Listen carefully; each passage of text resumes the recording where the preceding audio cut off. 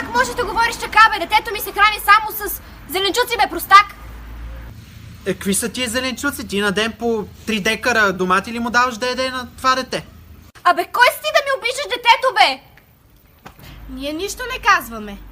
Не е хубаво така. Да дойде да ми каже, ще му сложа да яде. Ама не да взима цялата тава. 100 пъти ви казах, че детето ми се храни само с зеленчуци. Ете, вижте, ако мислите, че ви лъжем. Ете, гледайте, вижте. На, мамо, ето. Ето. Ето, вътре има още, за какво да ги вада? Ете, вижте. Какво има в това? Ракиш, и теб с какво те храни майка ти? Майка ми ме храни само с зеленчуци. Аз не мога да ям други храни, защото лекарят така каза. А тогава то кремиш, какво правил джоба ти, бе? До този крем ще е за кучето. Абе, за кучето, дете майка ти да види, за кучето от 2002. Ще престанеш ли да обвиняваш детето ми, бе?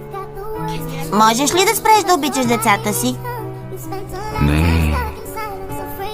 Това е невъзможно. Гледате я и се пукате от яд, а тя си живее като принцеса. Искате да падне, ама няма как. Напукнава